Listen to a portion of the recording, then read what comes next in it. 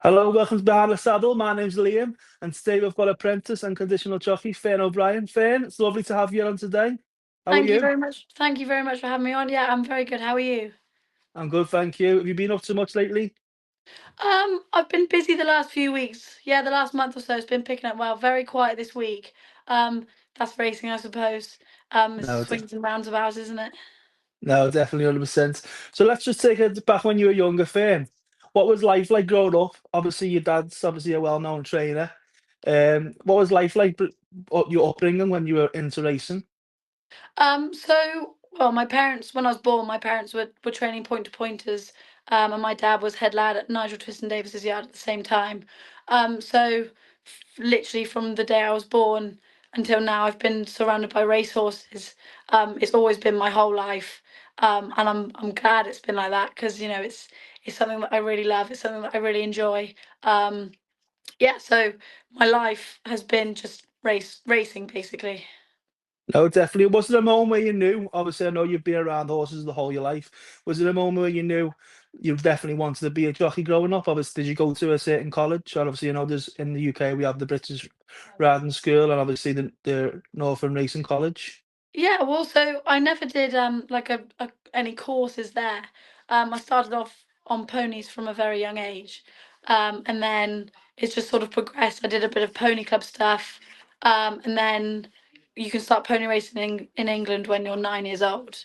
Um, so from when I was about nine, I wanted to do it. Didn't really have a concept of like being a jockey in my mind, but I started pony racing when I was 11, and from that point onwards, I knew it was what I always wanted to do. What was it like in the competitions and that? Was you nervous at first? And obviously, where you are now. Yeah, of course I was. You know, I was a little young kid. I didn't really have a clue what was going on. I still don't have much of a clue what's going on. I just sort of do what I'm told.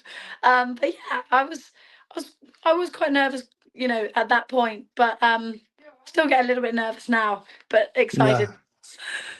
Yeah, no, I totally understand. Now, what was your like your first moments at the racetrack? Obviously, what do you remember? Well, pony racing, my first ever pony race was at Cheltenham. They do those amazing, the Pony Club race days. So it's, kids ages from 9 to 15 on fluffy, hairy, fat cobs. Or alternatively, there's some races there for the little mini thoroughbred ponies. Um, I did it on my 12-2 Highland pony. She was the size of a house. She was wider than she was tall. But I was just the whole time I was in awe at the fact I was riding at Cheltenham races at 11 years old. It was amazing, and yeah, that's what really got me going. Oh, I say I've seen a couple of them pony races. Obviously, they do my entry as well, which I've been to a few of them as well. They do them all around the country now, which is really good for the what people younger generation who want to get into Yeah. racing as well, isn't it? Yeah, it's being in a race situation before the age of 16 when you're allowed to ride under rules and stuff. Um, it massively helps. It makes a massive difference to when you do finally, ride on the track as a jockey, whether that be amateur or professional. You've had that sort of race experience. I know it's usually only 6 furlongs or a mile on ponies, but it's you come under starters orders, you walk around the parade ring. It's as similar as you can get. No, definitely. Obviously, we all know that obviously your dad was a big trainer, as we mentioned before. But did you have an inspiration growing up? Obviously, was your dad always and your parents always pushing you, and I still wouldn't are say probably? pushing. I'd say more encouragement. You Yeah. know, I've I always make it clear that I was never, expected to ride as a jockey. It was always something that I wanted to do. I was made to do college. I did my A levels. That was my mother's doing, but I'm glad she made me do them. Didn't enjoy it. Wouldn't recommend it, but for the sake of this interview, I'll say I think people should do their A levels because it racing's a very short career um, for jockeys. So it's good to have that, something to fall back on at whatever age you retire. Yeah, and obviously, would you say you'd have to? Would you say what was like your biggest like achievement so far? Would you say and your biggest challenge as well? And how did you overcome it? Oh, Biggest achievement, I think, probably I rode my first double a few weeks ago at Ludlow. That was really special. Both horses for my dad. The second horse I won on, Sally, my stepmom, she bred him and broke him in and everything with him. So that was a really special day. Not just because of the double, but because I got to win on that horse.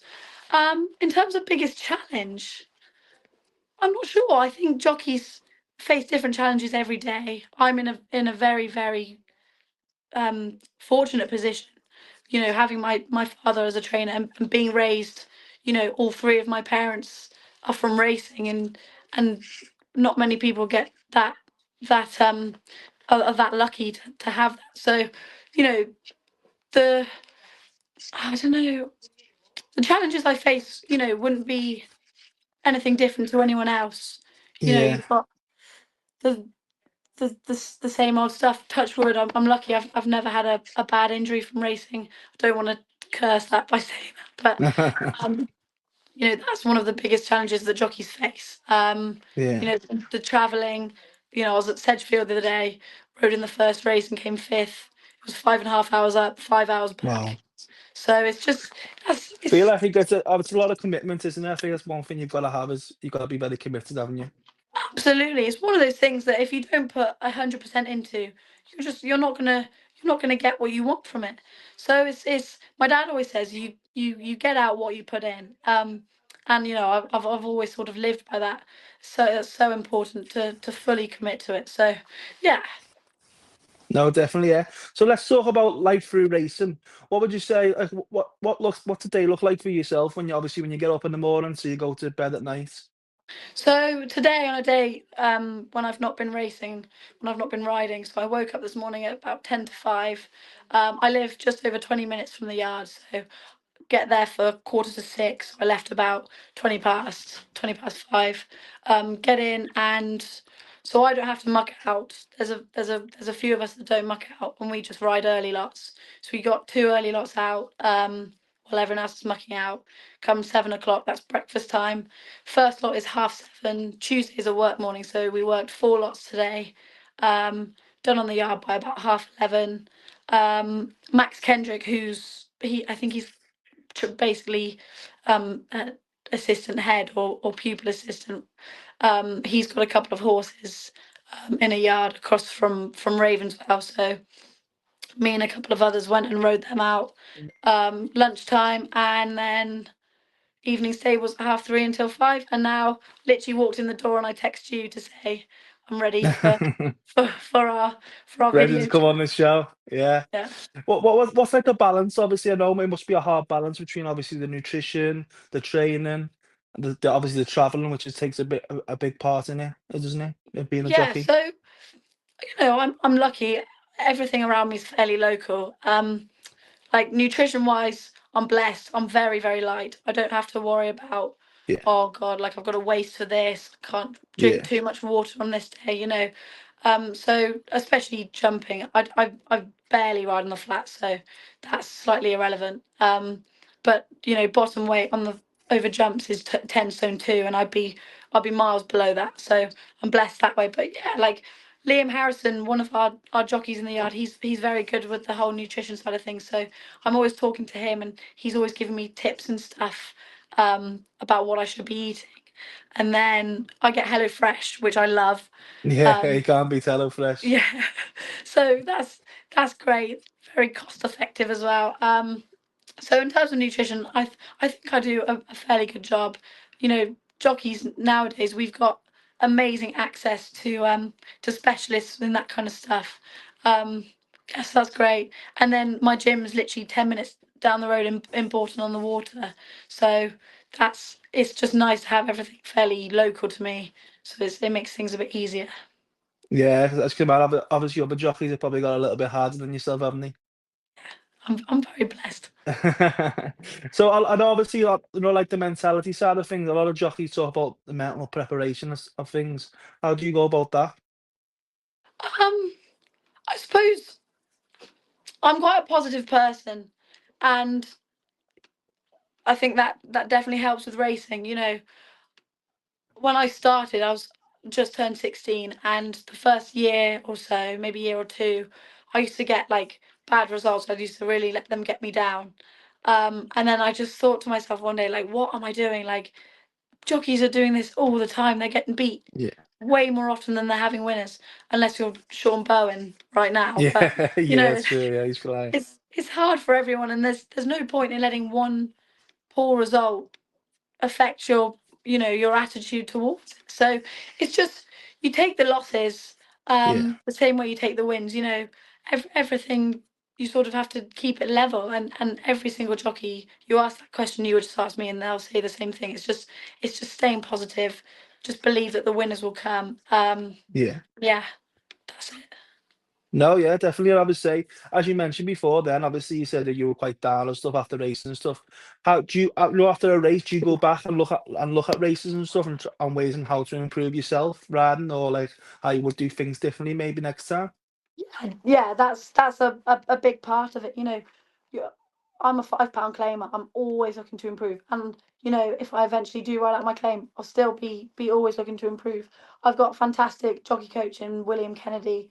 I call him. He's more of a. I always say he's more of a therapist to me than a jockey coach, because I probably moan to him more than we do in the actual racing sessions. But yeah, so I speak to him after every single ride I have, to ask him what he thought I did wrong, ask him what I think I did right. Um, it's just, yeah, it's great to have someone like that, um, to talk to, whether I've had a winner or I've given something an absolute shocking ride. He's Yeah. there to talk me through it, to point out where I've gone wrong, what I've done right, and then look to the next one. Yeah, so obviously up to now you've achieved obviously so much in your career. You're only still young, you're only an apprentice conditional jockey at the moment. Obviously you've had 9 wins, is it, this season so far? Yeah, yeah, that's right. 9 winners. And obviously I can imagine you want more on the board, don't you? Yeah, of course I do. I've got a quiet ambition, trying to ride a winner per week now until the end of the All right. season. Um, Not this week. I've got no rides this week, No reds. so that's I've had to put a line through this week. But yeah, it's trying to keep up the consistency, especially this time of year now. There's so much racing. We've got plenty of runners from the yard. Um, I wouldn't really have a say on what I'm riding, and if I Yeah. tried to have a say, I think I'd be very quickly shut down. Um, Same with any claimer in any yard. But yeah, like, things are going, touch wood, well at the moment. Just try and keep that going. No, and as I say, it goes back to mentality as well, the side of things. Obviously, you seem quite as you said before, quite a positive person. Obviously, do you set yourself targets and goals? Yeah, but like, in racing, it's very, very hard no, it's very easy for things to go wrong. So Yeah. in that way, it's hard to set yourself specific goals. I could say, oh, like I just said, I really want to ride a winner per week. I've got no rides this week, and that's no one's Yeah, fault. yeah. It's not my fault. It's not my dad, the trainer's fault. It's just how it is. Or I could go and get. You look at Sean Bowen. He was about to win the title, and he got a really bad knee injury, and Harry Yeah. Cobden came in and overtook him in the title. So yeah, it's having quiet ambitions like I've got. Obviously, I want to write out my claim. I want to have just as many winners as possible, but you take each day as you come. So, No, definitely 100%. And obviously, that's probably the reality of being a jockey. What would you say the hardest part of being a jockey is, what people don't realize? I'd say I would say that traveling is one of the hardest parts. You're in a car for hours at a time, and a lot of that is by yourself. Um, you know, you can see why there are mental health issues in the sport, because people get lonely. People get, it is hard that way. Spending that much time in a car by yourself, just looking at the same road, the same motorway over and over again. But you know there's a lot of good in the industry in terms of what we're offered. Like the PJA are brilliant. There's always people there to talk to, and you've got racing welfare. They're fantastic. A lot of surveys and stuff coming out all the time to see how they can improve. So I think that and the injuries that come with it are the two hardest parts of the sport. No, I just said, obviously, shout out to obviously all the amazing organisations, because I feel like there has been obviously talk of obviously mental health in racing over the last couple of weeks. I've spoken to many jockeys about it, and obviously it does need to get a lot better. I feel in the sport. Definitely. But I think it's what's been great to see is the amount of people that have come out, interviews and stuff, and on social media, and just saying like, it's so important to talk, and it is. You know, I live with Lily Pinch, and she's just got home actually, and we never talk about racing. We're always talking about other stuff, and it's so nice to have a different outlet from racing when like we just discussed, you have to be 100% committed to it. But when Yeah. you come home at the end of a day, whether it's a good day or a bad day, we just chat about general life, gossip, stuff like that, and I'm very lucky to have that when I get home. No, yeah, you've definitely got to have that balance, haven't you, between Yeah. obviously racing and obviously outside the racing. So that brings me on to obviously let's talk a little bit about yourself and get to know a little bit more. So moving on, obviously without racing, what does like a day off like today or a week off look like you? What do you love doing? You got any hobbies? I'm such a boring person. I'm not. I can talk to you about racing for hours, but about my own personal life, probably about 5 minutes. You got any guilty I pleasures? TV probably watch shows? watching TV. Yeah, my guilty pleasure probably. I love a bit of American humour. I love Right. British humour, but I do love American humour as well. You've got your shows like Brooklyn Nine-Nine, like easy watching stuff like that. Um, So yeah, I watch a lot of TV Yeah. in like in the evenings and stuff when there's no racing on. I love a takeaway. I love a Chinese takeaway. What's your favorite? Um, What's your Chinese order? Usually I actually got a Chinese on Sunday night. Duck and plum sauce, sweet and sour chicken, probably chicken chow mein, Oh yeah, um, get it all. egg fried rice. Love egg fried rice. Love chicken balls. I love spring rolls. I love duck pancakes actually, and lemon chicken. Yeah, there's not much on The a list Chinese goes menu on. that I don't like. So if you wasn't a jockey, what obviously you mentioned before about your A-levels and stuff like that, you done them, and obviously coming on the show, you said about maybe not doing it. But what do you think you'd be doing if you wasn't a jockey? What would you say you would do? I know obviously it's quite hard for you because obviously you've been involved and your Hmm. family have been involved in racing your whole life. So I don't know if there's a certain place you want to go to. Like so I did one of my A levels that I did was psychology, and I absolutely loved that. I really, really love that. It's such a fascinating topic. Of course, because it's about our brains and the way Yeah, that humans think and behave. So, that's a really, really intriguing industry that I think I'd like to go into. And racing has always been my whole life, and I'd like it to be my whole life forever. So I could specify it to racing, something like a sports psychologist of some kind.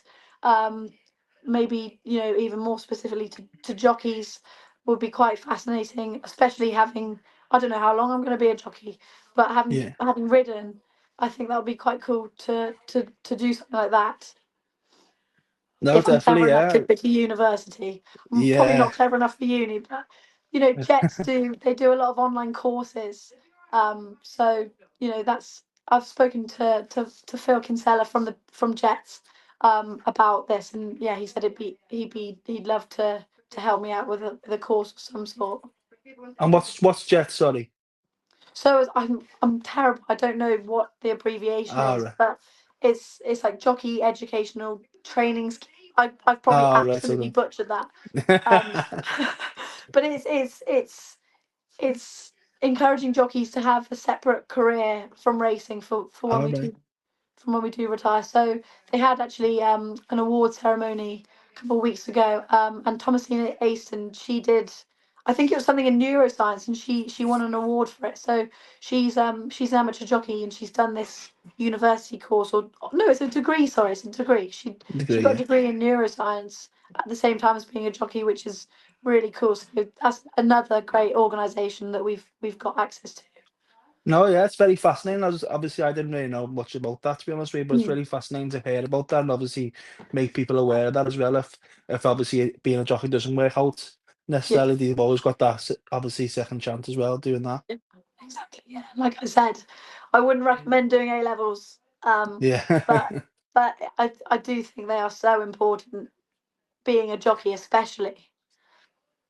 No, definitely. So, can you tell us a little fun fact about yourself, or something that someone wouldn't personally on the or the fans out there wouldn't know about you? I don't know. Any Random fun facts. facts? Oh, Jesus, you've sort of put me on the spot. I can. I can't remember the name of the song, but I can rap Nicki Minaj's chorus bit in Oh, you're gonna have to give it. You're gonna have to Bang give it a go Bang. now. I'm You're not gonna have giving to. it a You're go. gonna have to give it a go now. No, I'm not. I'll literally end this right now and I'll block you on Instagram. I'm not that getting was out. one. That was one of my questions later. What's your favorite karaoke song? I don't think I'd get that out in karaoke unless I'd had way too much to drink. Yeah, Um, exactly. if I had to sing a karaoke song, it'd probably be "What's Up" by Four Non Blondes, just because it's a cool song. Oh yeah, it is a great song that. I'm not going So to just sing that gonna. either. So just gonna do a few quick fire questions with you now, Fern. Okay, just to end the interview. So, what was your favorite race course to ride at? Aintree. Aintree, yeah, not too far away from me. That. Oh really? Oh yeah, of course. Yeah, you Yeah, sound. I'm from Yeah. Liverpool. I'm from Liverpool myself, so obviously I go to Aintree quite a lot. So it's only Love not that Aintree. far down the road. So I love Aintree. Yeah, I'm going in 2 weeks to Aintree, and obviously lovely. I'll be going to the festival next year. So what's like your favorite horse that you've ridden so far? Would you say? Oh God. Um, So many. so many. I love all horses. Yeah. Is there one Um, that you're pretty like attached to at the yard or anything like that? I'd say I've been lucky enough to have a couple of spins on a horse called Stoner's Choice. So Max Kendrick and his mother Carolyn Kendrick, they yeah, that's their horse. Not won on him yet, but he gave me a really great spin at Kempton back in I think it was February on a Saturday. So that was great. He's a lovely horse, and I rode him over fences at Carlisle a couple of weeks ago. And he's just such a lovely horse, bit of a granddad. But yeah, I've Yeah. got a proper soft spot for him. Ah, that's nice. So I know we touched this before. So what would you say? Obviously, we mentioned about your biggest achievements in racing. What? So would you stick by that? Your two winners Yeah, early I'd say in. I'd say my double. Um, yeah, or maybe. Hmm, I'd say my double actually. Yeah, that's Double, yeah. that's that's that's sort of. I've not really had any big race winners yet. So that's yeah my standout thing so far. Who would you say your best mate is in the weighing room? Obviously, I know you said Lily Pinchin obviously lives with yourself. So Anyone else? yeah, if I had to discount Lily, I'd say Izzy Ryder. I see her a lot at the races, and we get on really well. We're very similar people. Yeah, and I absolutely adore her. So I'd say Izzy Ryder. What's the atmosphere like in like the weighing room and stuff, like building up to races or on a race day? Um, it's fairly quiet in the girls now, which is where I spend most of my time. Most days there'd only be somewhere between one and three girls riding on a day. Yeah, So yeah, very quiet. Obviously that changes. You get days where they have like the female jockeys races, and they're fairly packed then, which I'm not quite used to. yeah, But yeah, I'd say on an average fairly quiet. But we're all there to do the same thing. I don't obviously spend any time in the boys' room yeah. other than to go see my valet to weigh out. But Well, that's it. Yeah. um, yeah, so fairly quiet now. Do you have any like pre-race rituals? Anything you do before you go to a race, or anything you wear, or I know like certain jockeys have rings or stuff like that. Anything like that?